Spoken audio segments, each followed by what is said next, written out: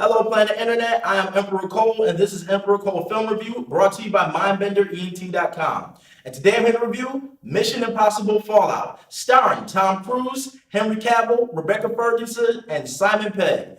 Everybody, let's get ready to save the world from nuclear destruction one more time. Let's do it. Do do do do do do do do. Let's go.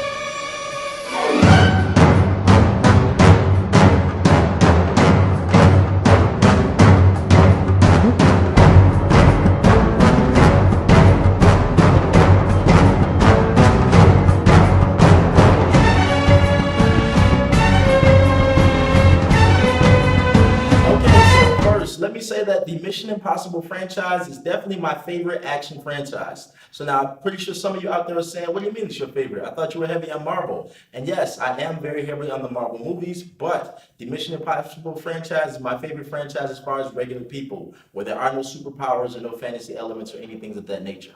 So now, Mission Impossible Fallout is the sixth movie in the overall franchise. And at this point, when a movie usually gets past 4 or 5, it can become a point where the movie could be stale or it could seem very repetitive. This movie did not have that problem at all because Mission Impossible Fallout feels very fresh, it feels very new, and it's a continuation off of the events and things that happened in Rogue Nation. The fight sequences in this movie are the most intense that I've ever seen in all of the Mission Impossible films. Of course, there have been some great fights that we've seen in a lot of these movies, but this one, they really upped the ante, and they almost have some raid-style fighting going on in this actual movie. So Batman's fight sequence was definitely the most intense one. It was my favorite fight sequence in the whole entire film. That's not a spoiler because obviously in the trailer, you see the fight sequence take place. I won't get into the details of it. What the audience expects to happen in this fight does not happen. And our good guys are definitely up against a formidable opponent in this particular fight. And just seeing the way, the style that they're fighting in definitely looks more, it looks more realistic. It can, just like in the actual trailer, you see Henry Cavill, where he looks like he gets upset, he flexes his arms, he's like getting his shirt ready, pause, and he's ready to scrap. And just that fighting scene, man, the bathroom sequence, when you see it, you're gonna be like, oh, this is why he was geeking out about this bathroom fight. The bathroom fight is crazy, and you're definitely going to enjoy it. One thing that I enjoyed a whole lot about this film was the way that the characters are actually depicted. In this movie, there are at least 3 to 4 characters where you're not 100% sure whose side they're actually on. It feels like a lot of different characters have hidden agendas, and obviously this is a spy film, so that works very well. Henry Cavill's performance in this movie was done exceptionally well. He was very believable as the reluctant partner to Ethan Hunt, where you can see that they had 2 totally different styles on how they went about getting things done. He was kind of more like the bruiser, just the agent who was willing to go too far to get things done to achieve his agenda. And of course, Tom Cruise as Ethan Hunt is the all-around good guy who always tries to do the right thing and always tries to have as little collateral damage as possible. But Henry Cavill was excellent in this film. Very good job with the casting. Of course, more people know him as Superman than anything else, but he really shows his range as an actor in this particular film. Another standout performance in this film was that of Rebecca Ferguson playing the character Ilsa Faust. But once again, her character is very mysterious. You know that she has an agenda where she's not being 100% honest throughout the film, and you find out little tidbits about what she's up to and why she's up to certain things as the movie progresses. But as stated, she is like the female version of Ethan Hunt. So her being his love interest and just the way that they continued that storyline and showed the complications of it, I thought that was done very well. Hell of a job to the writer and the director, and of course, hell of a job to her for the performance with the way that she actually brought it to life. And so once again, Tom Cruise reprises his role as Ethan Hunt. And at this point, this is his 6th time playing this character, his 6th time being a producer and an actor in the Mission Impossible franchise. Tom Cruise definitely deserves an Oscar for his producing and his acting as this particular role. So he might get a Lifetime Achievement Award, but I believe it's time for that to actually happen. At this point, Tom Cruise is 56, so on the verge of being 57 years old, and the fact that he still does his own stunts in these particular movies is very impressive. Anybody who knows the story, Tom Cruise broke his ankle doing a stunt in this movie where he was jumping from one roof to the next. That particular take where he breaks the ankle is in the movie, and they decided to keep it because Cruise felt like it was the best take.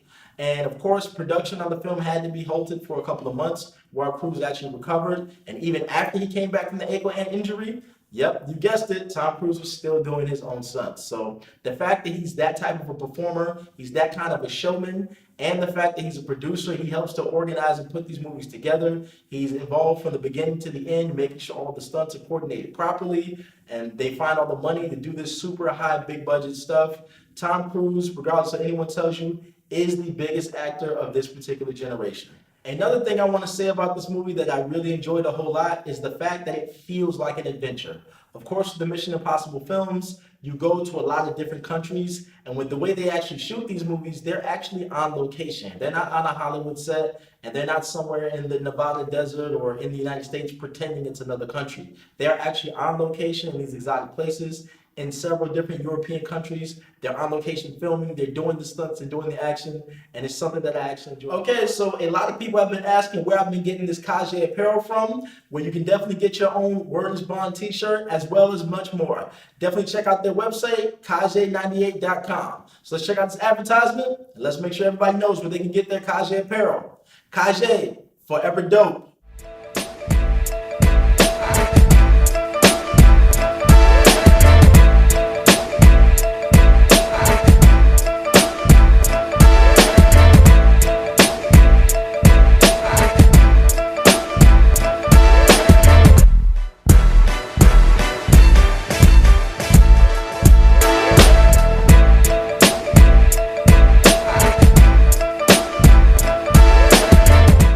Director Chris McQuarrie.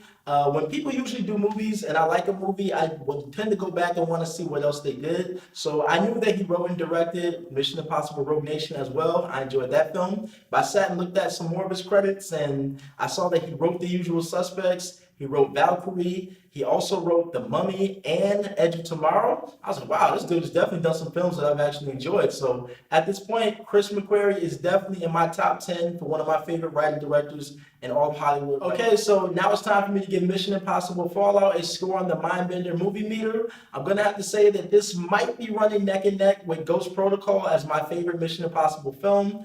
This movie has so much action in it, but at the same time, the storyline is very intense and it makes a lot of sense for what happens. It's very clever. The characters are very sleek and unique. The characters have depth and layers to them as far as their character motivations on why they're doing what they're doing. And overall, like I said, just the action in this movie keeps you on the edge of your seat. There are several scenes where you find yourself almost jumping because of the way the camera work is and the cinematography is, where you feel like you're right there. You feel like you're on that chase sequence. You feel like you're falling, or you're right there with Tom Cruise or whoever as the actual stunts and just the action is unfolding. So with that said, Mission Impossible Fallout, I'm going to have to give it a score of 92%.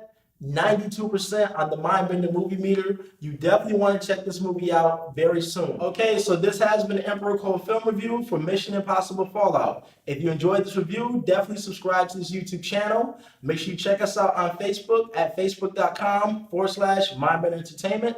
Make sure you follow us on Instagram at MindBender_entertainment. Make sure you check us out on Twitter at MindBenderENT. And of course, make sure you check out the website, MindBenderENT.com. Also, every Thursday at 8 p.m., I'll be doing movie reviews for past films. Of course, there is a group vote in the MindBender Entertainment movie and TV group. I put up several different movie choices. Everyone votes for whichever movie they want to watch the most, and that's the one that we sit down and talk about as a group in a group format. So make sure you check that out every Thursday at 8 p.m. in the MindBender movie and TV group on Facebook. So until next time, remember, the future is now.